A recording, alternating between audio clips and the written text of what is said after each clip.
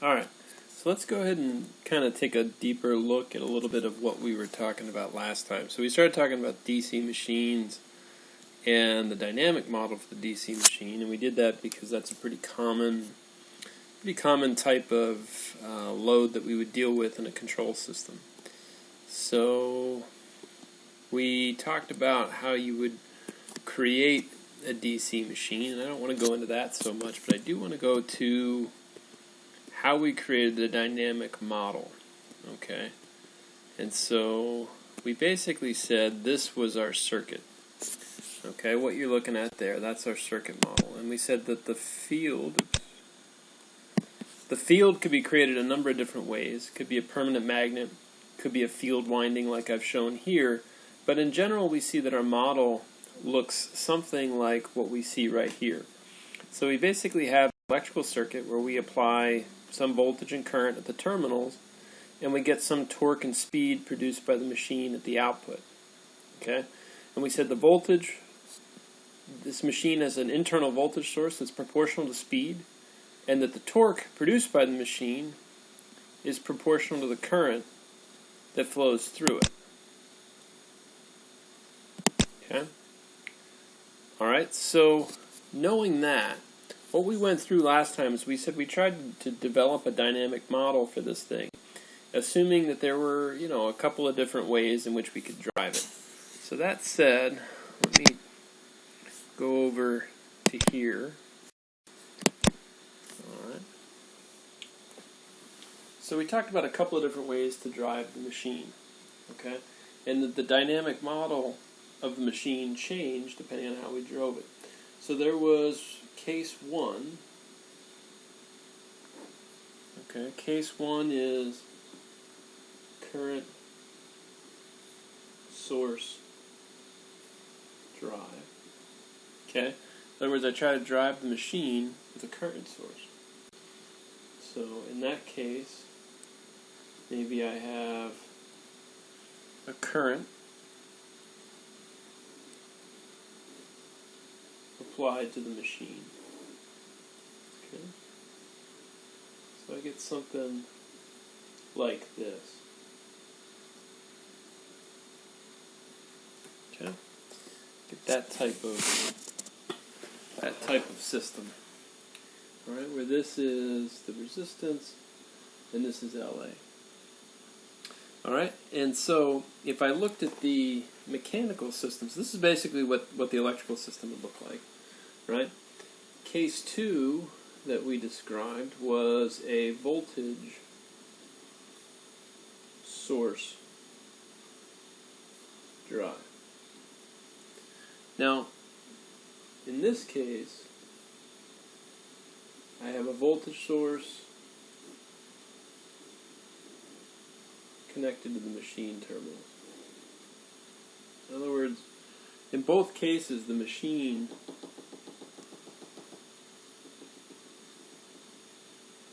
is essentially inside that box, right?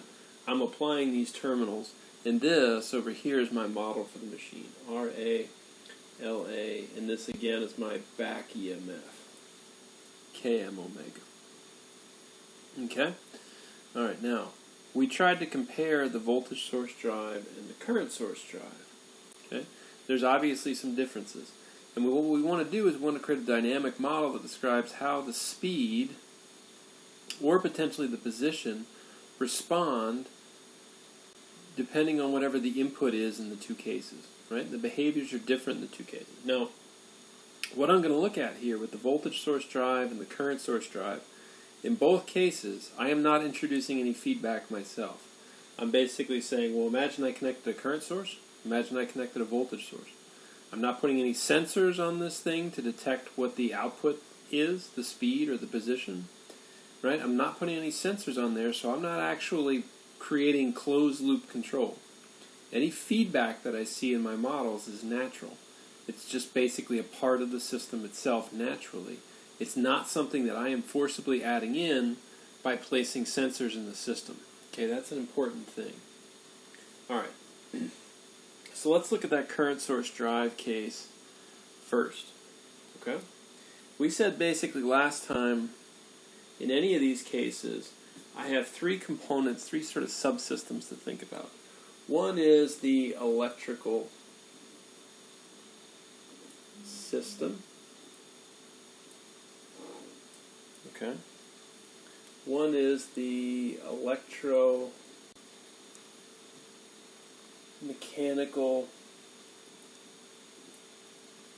interface. Okay, in other words, how does the electrical energy become mechanical energy and vice versa? And the other is the mechanical system. So the electrical system should be pretty straightforward to understand from here. Right? Essentially, in this case, right, I can sit down, I can look at these circuit models, and I can try to determine what the electrical system model is. And it's different in the two cases. Okay. In the electromechanical interface case, okay, what I have is that the back EMF voltage is Km omega. In other words, voltage controls speed. All right?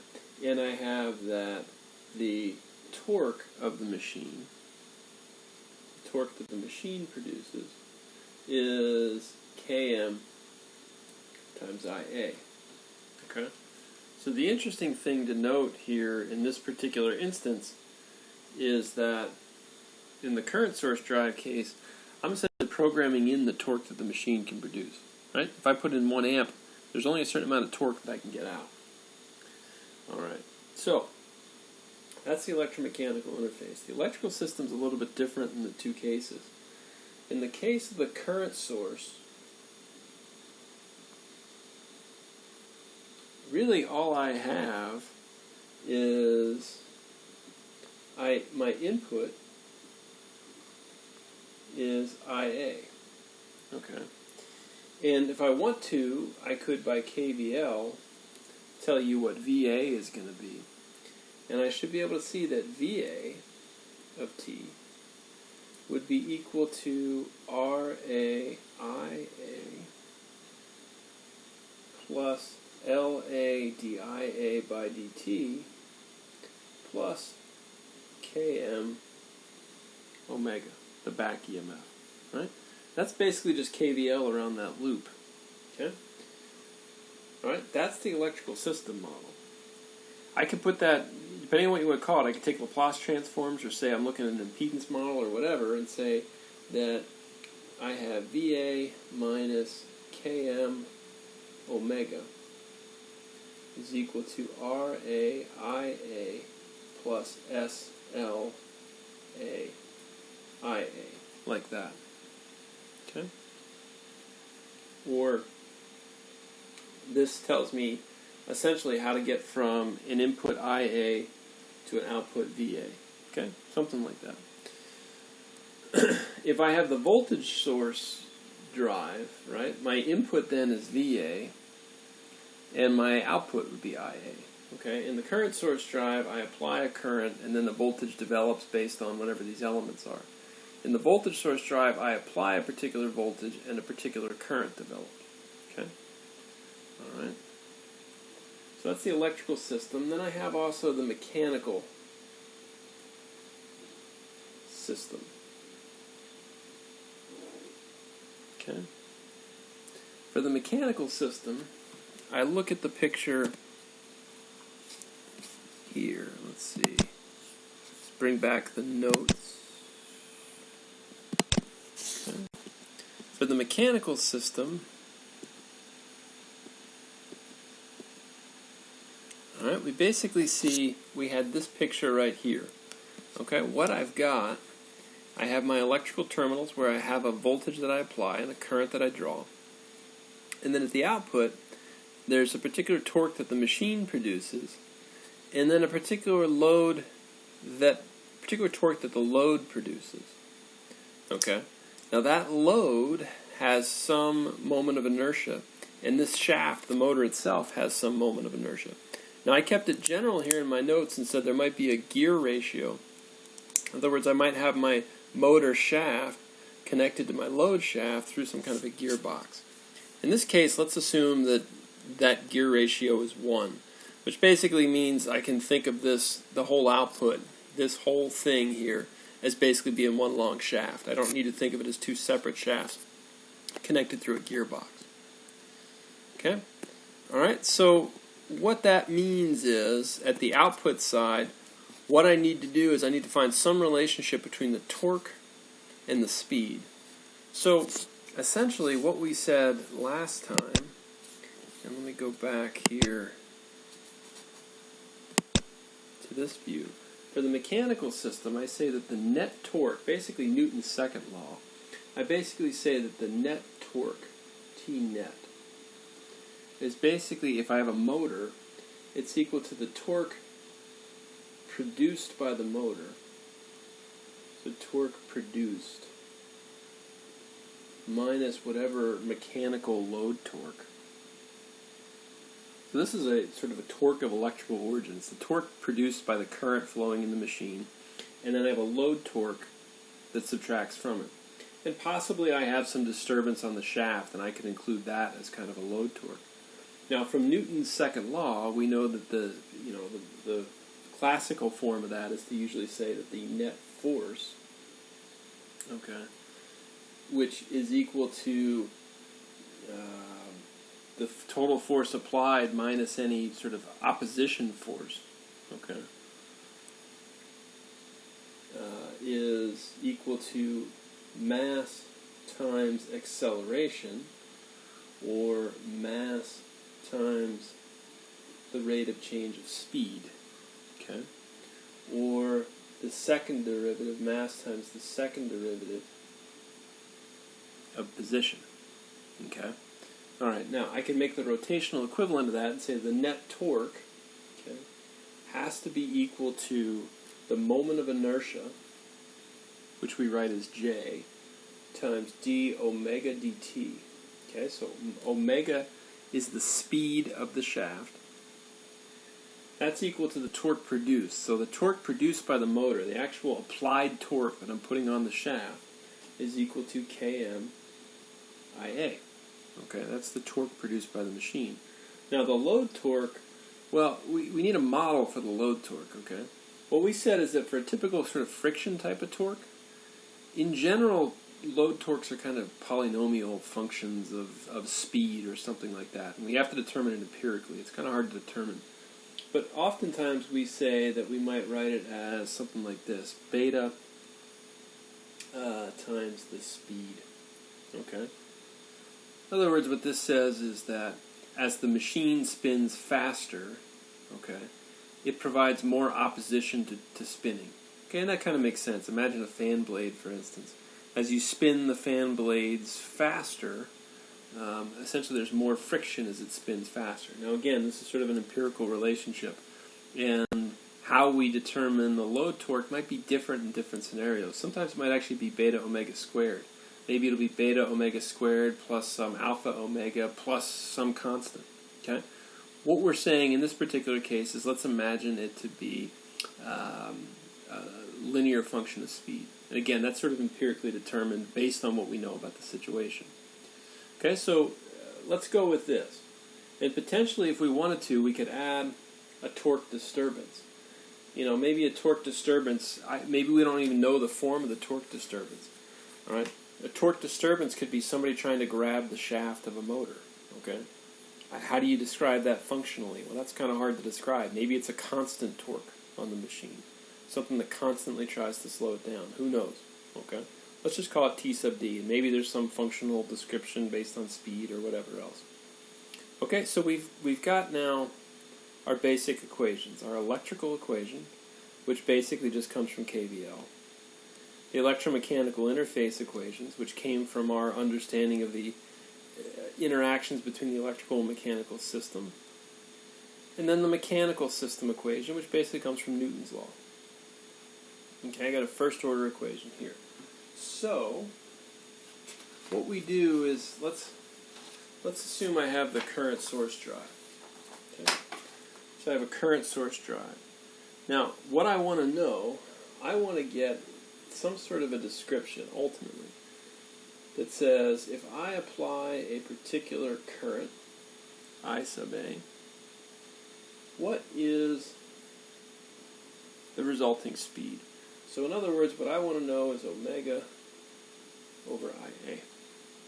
Okay? To do that, I begin and say, all right, let's say I have a particular input IA. Okay? I know that if I want to get to the mechanical relationship, I somehow have to get to looking at this equation. Okay? And I want ultimately to get to looking at this in sort of the Laplace domain. Okay? So the equation that I ultimately want to expand in some way is this J d omega dt equals Km IA minus beta omega. And let's say I want to include that torque disturbance.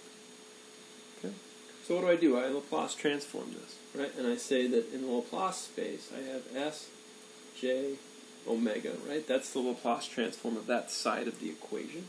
Or technically, I should say this is omega of S. In other words, it's the transform of omega of t. Is Km IA of S minus beta omega of S minus T sub D of S. Okay? This guy, this equation, essentially needs to be represented in some way now in block diagram form. That's what we're doing. Okay? So if I look at this, my overall input to the system is I sub A. Technically it's I sub A of S. Okay? I multiply that by K sub M to generate this term right here. Okay? In other words, this term appears right there. This is the torque produced by the machine. Okay? Now what I see from that is what I try to do at this summing junction right here is I try to represent the combination of this term minus this term minus this term. Now, because this term depends somehow on speed, I'm going to say this is like a feedback piece. Okay? Because it depends on my output. And I'm going to view T sub D, since it's a disturbance, as some additional input. Now notice what I'm doing here. I'm basically saying IA times Km appears here. I am going to subtract T sub D. I'm going to subtract here beta times omega. Now the question is, how do I get here beta omega? Well, let's do it like this. Let's put a beta right here. If I had beta right there, I could say I had omega right here. Technically omega of S. Okay? So omega times beta appears there and gets subtracted from the other two terms. What that means is that this result right here is this minus this minus this. So if I want to get to the speed, then what we're saying is what I have right here is this combination, which is equal to S times J times the speed. So if I want to get to the speed, I've got to take this term right here and divide by S times J, which is exactly what I do. That now is my complete block diagram. Now notice, do I have feedback here? Yes. Is this feedback that I created myself in a way that I wanted to control the speed? No. This feedback is natural. It's basically a feedback that is introduced by the fact that as this machine speeds up, according to this model, it tries to slow down. And that makes sense. That's friction, right? As an object spins, as let's say fan blades spin or something like that, there's friction. And that friction tries to slow down the fan blades. This is a natural feedback. It is not a feedback that we place in there for control purposes. It is just there by the actual physical nature of the system. Alright, so now, what do I do? If I want to get to this transfer function right here, well, what do? Well, I first, because I have two inputs, I have to use superposition, which means I zero out this disturbance. Okay, and then I try to find the complete block diagram, okay, the complete transfer function for this whole system. So I replace this whole character with a Black's formula result. So I basically say I can write this guy as this. Okay, keep the first part the same. I'm going to leave that summing junction with the T sub D, the torque disturbance. And then I'm going to replace all of this right here with whatever Black's formula is going to tell me. Right? So what is Black's formula going to tell me? Well, it's the forward path gain divided by 1 plus the loop gain. Okay? So let's simplify that right here. So the forward path gain is 1 over Js divided by 1 plus beta over Js. Okay? We simplify that down. We want to get that in proper form, meaning, when I say proper form, I want a polynomial of S on top and on bottom. So I multiply top and bottom here by Js over beta. Js over beta. I multiply both top and bottom. That's like multiplying the whole thing by 1. Right? So what's that give me? That gives me a 1 over beta divided by Js over beta plus 1 downstairs. Now what I'm going to call this, I'm going to say this is 1 over beta times the mechanical time constant, tau m. Okay, we'll talk more about time constants and such. But usually it's easier when I got a bunch of parameters like that to combine them into sort of one lumped parameter.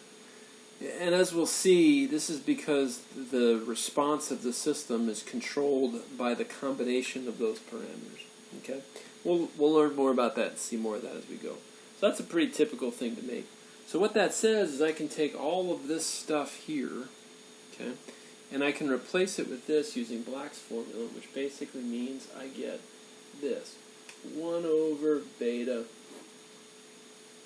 over tau ms plus 1. All of this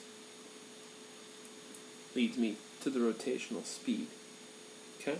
Now, there are two transfer functions embedded in there. One is from IA to omega. The other is from tau d, the torque disturbance, to omega. So I look at that picture to determine basically what that output's going to be. Okay? And what I get is that omega of S is equal to essentially the omega over IA transfer function times IA of S, okay, minus the omega over tau d transfer function times tau d of S. Okay? So in other words, I got to find these two transfer functions. Okay? So how do I do that? Well, I basically zero this guy out and say, what would I get at the output? Then I zero this guy out and say, what will this produce at the output? So essentially what I find is that omega of S is equal to Km over beta divided by tau ms plus 1 times Ia of S. Okay? That's the response for the current as my input, minus 1 over beta times tau ms plus 1 T sub d of S. Okay? I see that's my overall response. Okay? All right, now what we looked at in your notes is I basically said, well, for a second, typical thing I might want to do is I might want to say, well, what's the steady state response? Okay, if I want to know the steady state response, I need to know something about the input. So let's say that Ia of t is a constant. Let's call it I in u of t. In other words, I apply a step. Maybe it's a step of 1 amp. I in is a constant, a known constant. 1 amp, 2 amps, 6 amps, 10 amps, whatever it is. Okay? I apply a unit, or a step function with a magnitude I in. Okay? And let's assume for a moment that tau sub d is 0. There is no disturbance. Well, what I might want to find is, what is the steady state? In other words, what is omega final? Right? What is that equal to?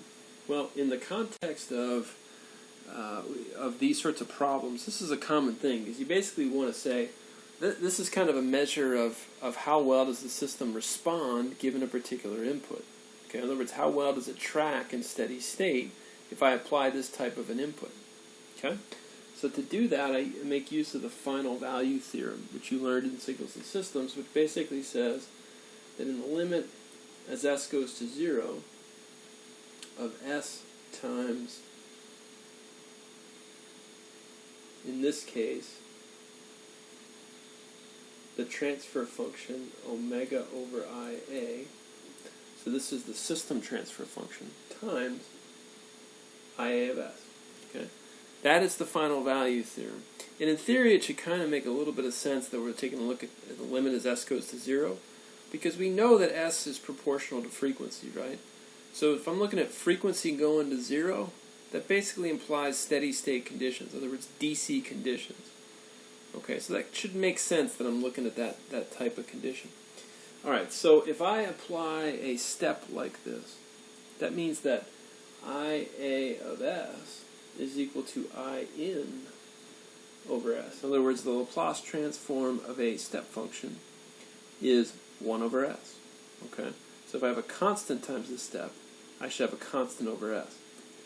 Alright, that tells me that what I do is I take the limit as s goes to 0 of s times I in of s, okay, this times this, times km over beta times tau ms plus 1. Now, if I look at this, these s's obviously cancel. And I say, and the limit as s goes to 0, this term here goes to 0, and so this becomes km over beta. Okay? So what this tells me is that the final value of the speed is proportional to the motor time constant divided by beta. So this will be we don't know what the values of km and beta are. Let's say it's 1 and 2. Well, it tells me that the final value will be 1/2 radian per second. Okay? That's basically what it tells me. Now, is that good or bad? Well, we don't quite know yet. Okay? Basically what we know is that it will be a constant, and that constant will depend on these two parameters.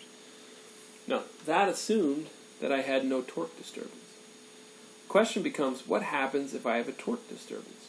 Okay? And let's say, for sake of argument, that I have a constant torque disturbance. Okay? Let's say I have a constant torque disturbance. Okay? So in that case, so with a torque disturbance,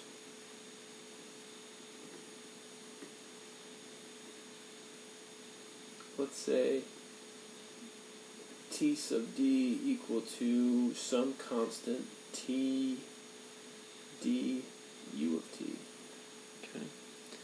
I would apply the final value theorem again and say omega final, and you can look at how to do that, right? It's going to basically be km over beta, which comes from the first term, okay, plus a result from the second term, which will be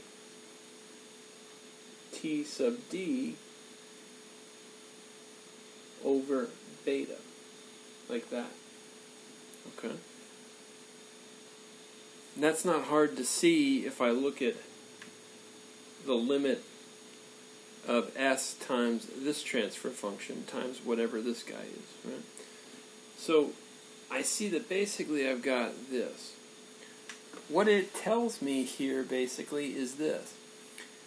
If the machine does not have a torque disturbance applied to it, it will go at this speed, okay, determined by these coefficients. But if I do apply a torque disturbance, I see that torque disturbance will act to slow the machine down.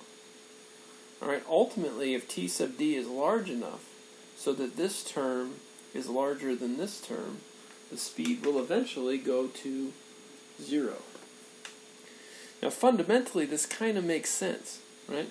It says that if I have a current source drive, I had this key relationship back here. If I had a current source drive, the motor torque is fixed.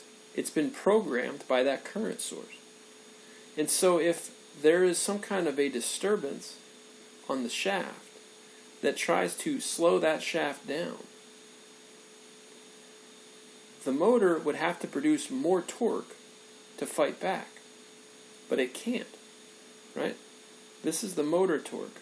If this guy goes up, this torque has to go up to fight it if we want to maintain a constant speed.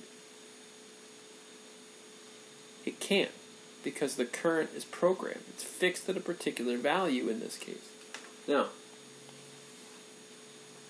that's basically what this result says, is that in steady state, right, without a torque disturbance, I'll move at a constant speed, but as soon as I apply a torque disturbance, it slows down, and if that torque disturbance is large enough that this term here is larger than this term here, then the steady state speed will eventually be 0.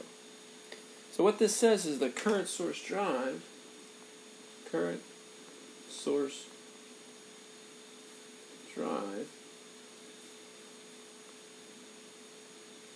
cannot fight torque disturbances.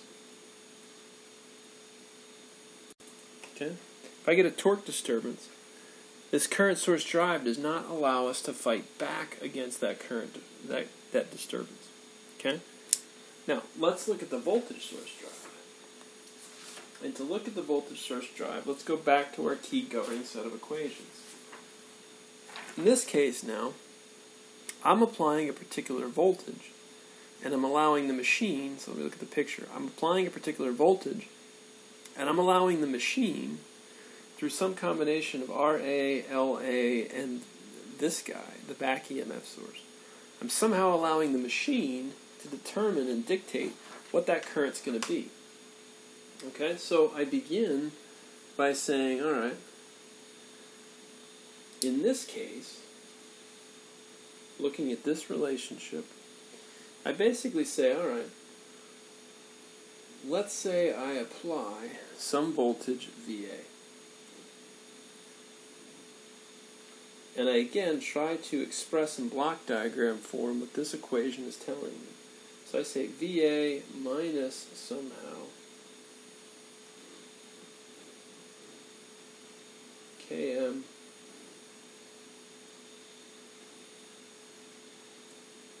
times omega. Okay? So omega, which is my final output, the speed, omega times Km. This here is V back EMF. Okay?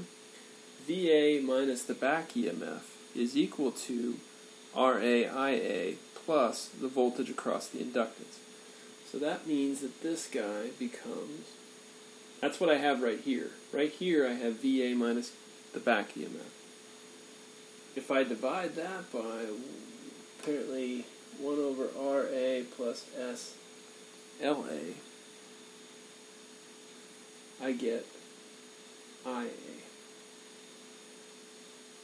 Okay. If I multiply that by Km, I get the torque produced by the motor. And now I'm back to the same problem I had before. I've got here, at this point, I've got IA. So right here I have the torque produced by the motor.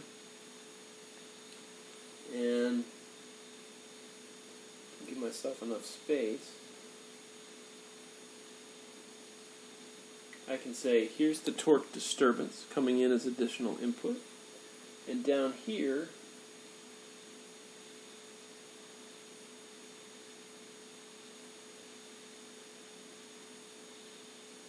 I have the same mechanical subsystem that I had before. Okay. So VA minus the back EMF appears across the impedance of the machine. If I take that voltage divided by the impedance, I get the current. Take the current times the motor constant, I get the torque produced by the machine. I subtract that from the two load torques, one being the disturbance the other being the effect of the friction. Divide by Js, and I get the actual speed. Okay? Now, we learned already how to simplify this character. Right? We already saw that this whole thing can simplify itself down to this. Now I'm going to make an approximation here, and I'm just making it arbitrarily. I'm going to say LA is equal to 0. In other words, I'm going to say the inductance of the machine is negligible. Is that true? Maybe, maybe not. I can make that approximation if I have some information, if I have some measurements maybe, that tell me what those parameters are. I'm just going to assume that it's equal to 0. I'm going to assume I've got measurements that tell me that that inductance is pretty small. Alright, that's just going to make everything a little bit simpler. That's going to turn these two blocks into just Km over Ra. Okay? I take that result, this is now basically the machine torque. Alright, I will include a torque disturbance, which is another input, and then I replace the whole mechanical subsystem by the same thing I had before, which is 1 over beta tau ms plus 1. Right? And then here, in this feedback path, I have the creation of the back EMF. Now again, like I had before in the current source drive, this is a natural feedback mechanism. I didn't introduce it. It's there by the physics of the system. It's there because the load torque on the machine, trying to slow it down, is proportional to speed. This same feedback down here exists because inside the machine there is a voltage produced, Km times omega, proportional to speed, and that voltage takes away from the input voltage to impose a voltage across the impedance of the machine. Okay? This is natural feedback. This is not the result of some sensor. This is not a sensor. Okay? What we have here is an internal voltage inside the machine that is providing this feedback mechanism. It is not some mechanism that I have put in myself to introduce closed-loop control. Okay? In other words, there is nothing closed-loop about this. Okay? I apply a voltage, the machine does whatever it's going to do. Here I applied a current, the machine does whatever it's going to do. Okay? I'm not adjusting this guy based on whatever this speed does. And I'm not adjusting this guy based on whatever this speed does. This is an entirely open loop scenario. In other words, I'm applying an input and kind of hoping for the best. Okay? Now, again, if I look at this, I can write my output omega in terms of the input VA and the input T sub D. Okay? So that's pretty straightforward to do. Alright? I got to do my Black's formula to write that out. Alright? I'm going to be lazy at this point. Kind of jump to the result. Okay? Because I'm going to assume that you guys can do that. Okay, so looking here, alright, that is the same block diagram that I just drew. Okay? And here is the simplified version of that block diagram where I basically said the LA is approximately 0. Basically simplifies this whole thing down to this. And by Black's formula, I see that I have my complete response, the speed, is equal to the transfer function here from VA to speed times the Laplace transform of the input minus my transfer function from a torque disturbance input to a speed output. Okay? So this is my complete response. Okay? Now, if I look at this result, okay, if I look at that result right there, right, and I see a couple of things, I can look at the same sort of analysis that I did before and say, well, what happens in steady state? Okay? What happens in steady state? Well, let's say that there's no torque disturbance, right? if I have no torque disturbance at all, that's basically what this is telling us, right? My output result, and let's look at this maybe more carefully. Maybe flip over here. Okay. Rather than try to struggle through the math and spend too much time on it, I'm going to write it down here real quick. Omega m equals Km over Ra beta divided by tau ms plus 1 times Km squared over Ra beta dA of S. Okay?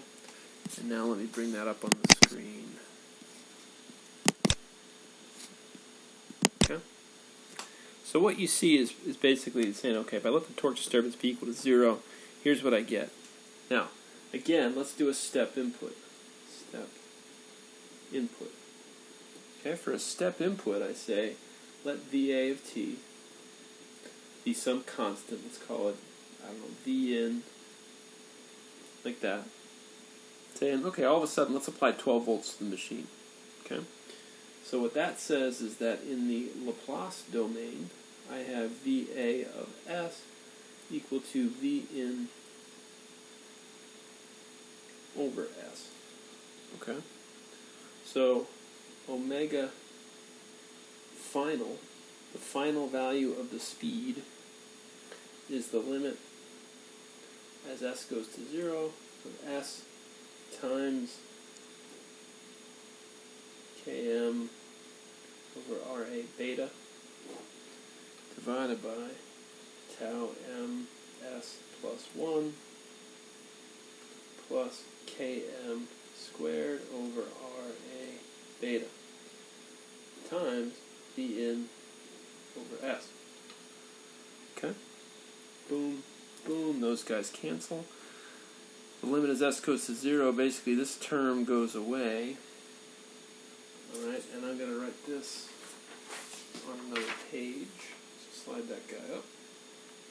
Okay, and I see that omega final, in this case, is going to be equal to Km over Ra beta divided by 1 plus Km squared Ra beta times V in.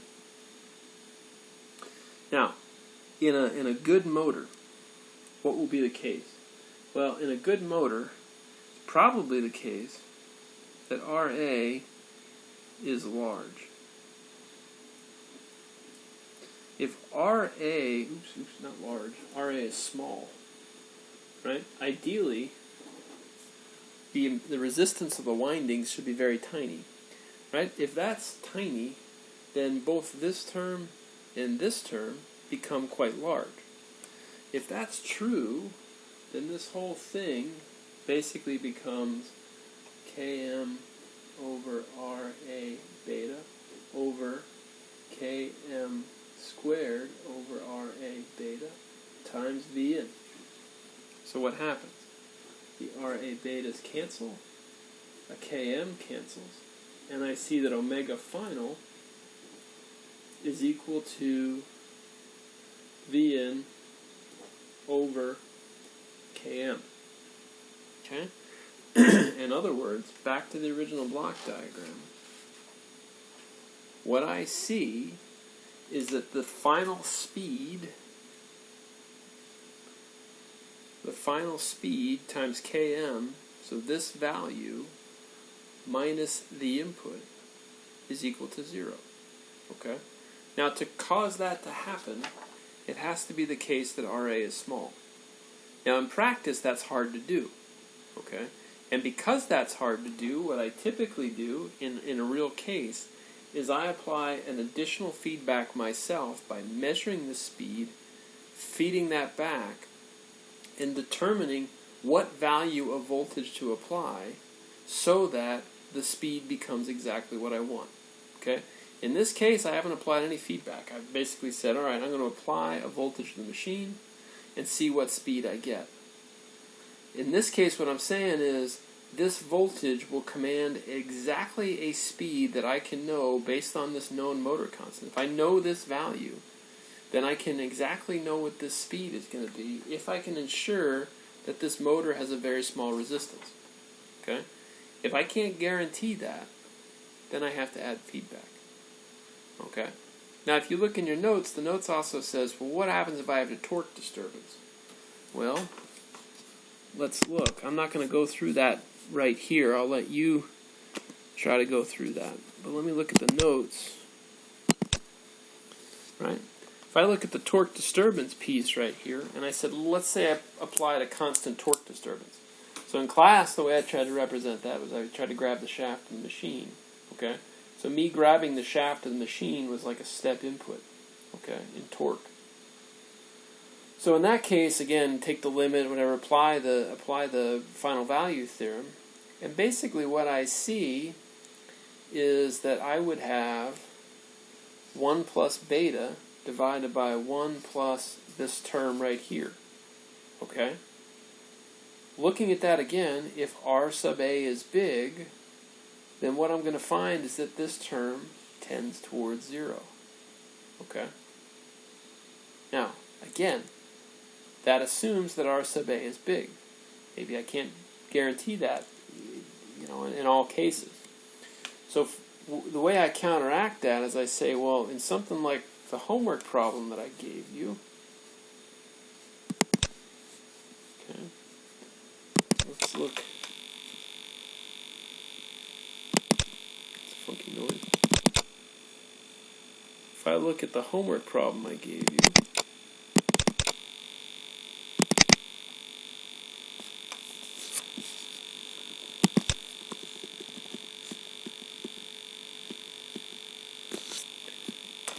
in this case, what I did is I created my own feedback.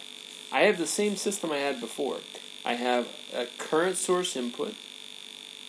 Okay. I apply that current source, and I get a particular speed. And notice that this system right here, from Im to the speed of this inertia, right here, okay, what I see in that is that essentially it's the same thing as what I just discussed. What I have added here is my own man-made feedback, which is to say, let's not just apply a step current. Let's instead determine what current to apply based on some measurement, in this case, of the position. Okay? So I measure the position, and I get some voltage proportional to that position. And I say, I'm going to apply a particular input, and my current that I feed to the machine is going to be determined on the basis of my input minus whatever I measure at the output. In other words, I'm allowing this input to vary to get the result that I want. This is me adding feedback. So the difference between what I have in this problem versus what I have in the notes is in the notes I basically said, well, what naturally happens within the machine? Okay? What naturally happens if I apply a constant current or a constant voltage to the machine? What I'm saying in your homework here is I basically say, well, what happens if I can set that current such that I get the output that I want? To do that, I have to have man-made feedback. In none of the feedback examples that I have in your notes on DC motors, none of that feedback is man-made. It is all natural. Okay? In this case, I have feedback that I have introduced to be able to get closed-loop control, to be able to get the output that I want. Okay? That's what the whole class is about. And so this problem is really just kind of about getting you to understand how to build that type of system yourself. The rest of the semester is about how do we sort of study the particular aspects of the system to get the type of response that we want. In other words, how do I get the speed to behave just the way I want it to behave? Okay? All right, so hopefully that helps to understand that a little bit.